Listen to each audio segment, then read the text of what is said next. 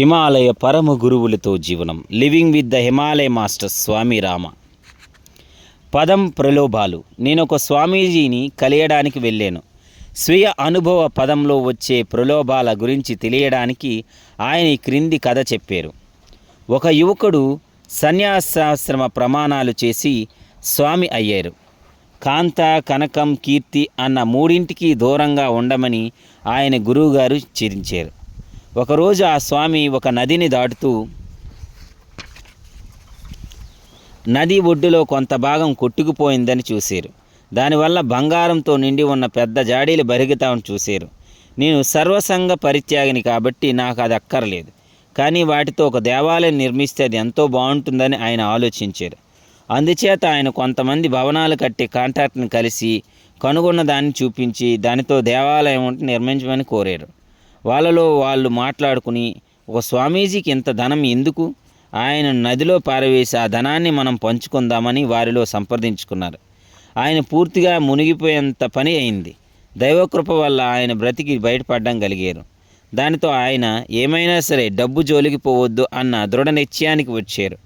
ఆయన దూరంగా ఉన్న అడవుల్లోకి వెళ్ళిపోయారు. ఎవరైనా ఆయన చూడడానికి వస్తే దయచేసి అక్కడే ఆగండి, మీ దగ్గర ఏమైనా ధనం ఉంటే నా దగ్గరకు వచ్చే ముందు అది పక్క పెట్టండి అని అనేవారు. ఒక స్త్రీ వచ్చింది, నా దగ్గరకు రావద్దు అని ఆయన ఆజ్ఞాపించారు. అయ్యా, నేను ప్రతిదినము ఆహారం మాత్రం ఇక్కడ పెట్టి వెళ్ళిపోతాను అని ఆమె చెప్పింది. కానీ రోజు రోజుకి ఆమె ఆయన కొంచెం దగ్గర కావడం మొదలుపెట్టింది. స్వామీజీకి ఆమెను మంచి మనస్సుగా ఉన్న విశ్వాసం కలిగించింది. ఆమె నాకు నిజంగా పరిచయం చేయాలని, ఆమెకు నేను జ్ఞానోదయం చేయాలని ఆమె కోరుకున్నదని ఆయన అనుకున్నారు. ఆయనకు తోడు కోసం ఒకరోజు ఆమె ఒక పిల్లిని తెచ్చింది. కానీ ఆ పిల్లి స్వామివారి గురించి తయారైన భోజనం తినేది కాదు. ఈ పిల్లి కోసం ప్రతిరోజు పాలు కావాలని ఆయన కోరారు. ఆమె ఒక ఆవును తెచ్చింది. ఈ ఆవును ఎవరు చూస్తారు అని ఆయన అడిగారు. నేను దాన్ని చూసుకోవచ్చా అని ఆమె అడిగింది. దానికి ఆయన అంగీకరించారు. ఆవిడ ఆ స్వామీజీ అవసరాలని మెల్లిమెల్లిగా చూసుకోవడం మొదలెట్టింది. ఆఖరికి వాళ్ళిద్దరూ కలిసి జీవించడం మొదలుపెట్టారు. ఆమె ఒక పిల్లవాడిని కన్నది. ఒకరోజు ఆయన పిల్లాడిని చూసుకుంటున్న సమయంలో ఒక స్వామి వచ్చి నీకేమైందని అడిగారు. ప్రాపంచిక విషయాల్లో మరలా ఎంతవరకు లీనమైపోయారో అర్థం చేసుకుని స్వామీజీ ఏడవడం మొదలుపెట్టారు. ఆయన ఆ ప్రదేశం వల్ల ఇంకా దూరం అడవుల్లోకి వెళ్ళిపోయారు. ఆయన సాధనలు మనస్ఫూర్తిగా చేసి కొన్ని సంవత్సరాల తర్వాత కొన్ని సిద్ధులను అలవర్చుకున్నారు. ఒకరోజు దగ్గరున్న గ్రామం నుండి ఒక ఆయన వచ్చి ఆయనకు వంగి నమస్కరించి ఇలా కోరాడు. స్వామీజీ, మీరు దయాలైన ఋషి, గొప్ప ఋషులు.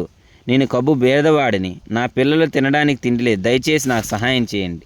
స్వామీజీ ఆయనతో ఇలాగన్నారు, నా గడ్డలో ఒక వెంట్రుకు తీసుకుని వెళ్ళు, దానికి నీ ఇంటి అరుగుడో పెట్టు, రేపు ఆ అరధనంతో నిండి ఉంటుంది, దీని గురించి ఎవరికి చెప్పకు. అతను ఇంటికి తిరిగి వచ్చాక సామాన్యంగా జరిగేటట్లు తన భార్యకి ఈ విషయం చెప్పాడు. ఆవిడ ఇతరులకు చెప్పింది. త్వరలోనే ఈ విషయం బాగా ప్రాచుర్యమై వందల కొద్ది జనులు ఆయన గడ్డంలో నుండి వెంట్రుకలు తెంపుకోవడానికి స్వామీజీ వద్దకు పోగయ్యారు.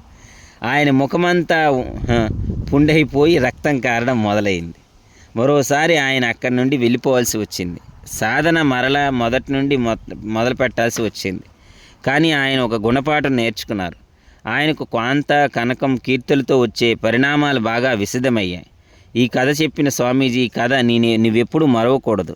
ఈ కథ నీకు గుణపాఠం. యోగ సాధనలో నువ్వు కలుసుకునే ప్రతి యువస్వామి ఇది చెప్పు అని అన్నారు.